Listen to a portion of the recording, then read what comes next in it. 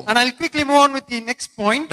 அடுத்த குறிப்புகளாக நான் செல்ல விரும்புகிறேன். Altar brings God's answer and healing in our life. நம்முடைய வாழ்க்கையிலே பலிபீடமானது தேவனிடத்திலிருந்து பலியையும் தேவனிடத்திலிருந்து சுகத்தையும் கொடுக்கக்கூடிய இடமாக இருக்கிறது. We can see that verse in the 2 Samuel 24th chapter 25th verse. 2 Samuel 24ஆம் அதிகாரத்தின் 25ஆம் வசனத்தை வாசிக்கும்போது, David built there an altar to the Lord, and the last portion says, the Lord responded to the plea for the land, and the plague was averted from Israel. வசனம் சொல்லியிருக்கிறது, அங்கே தாவீது ஒரு பலிபீடத்தை உண்டாக்கினான் என்று சொல்லப்பட்டிருக்கிறது. வசனம் முடியும் போது இஸ்ரவேலின் மேலிருந்த அந்த வாதை நிறுத்தப்பட்டது.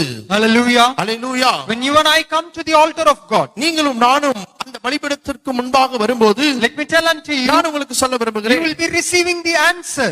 உங்களுக்கான ஒரு பிரத்யேகமான ஒரு விடையை தேவன் வைத்திருக்கிறார், பதிலை தேவன் வைத்திருக்கிறார். Are you seated tonight with a thought? நீங்கள் ஒரு சிந்தையோடு இங்கு அமர்ந்திருக்கிறீர்களா? Will God respond to my plea?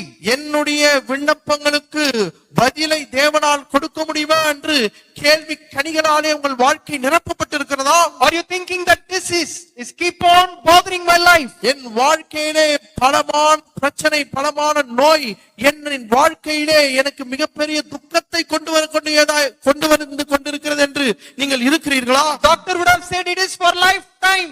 மருத்துவர்கள் இது லைஃப் டைம், வாழ்க்கையின் முழுவதும் இந்த பலவீனம் உன்னை பலவீனத்தோடு தான் நீங்கள் வாழ வேண்டும் என்று மருத்துவர்கள் சொல்கிறார்களா? But let me declare unto you in name of Jesus. இயேசுவின் நாமத்திலே இந்த ராத்திரி வேளையிலே நான் உங்களோடு கூட பேச விரும்புகிறேன். But tonight the disease is done with Jesus. இந்த பலவீனமானது உங்களை பலவீனப்படுத்துகிற எந்த பலவீனமான இருந்தாலும் இயேசுவின் நாமத்தினாலே அது அப்புறப்படுத்தப்படுவதாக. The altar brings healing which is permanent in your life. தேவன் கொடுக்கிற விடுதலையானது, தேவன் கொடுக்கிற சுகமானது உங்கள் வாழ்க்கையிலே நிரந்தரமாய் நீங்கள் அனுபவிக்கக்கூடிய தெய்வீக சுகமாய் இருக்கிறது.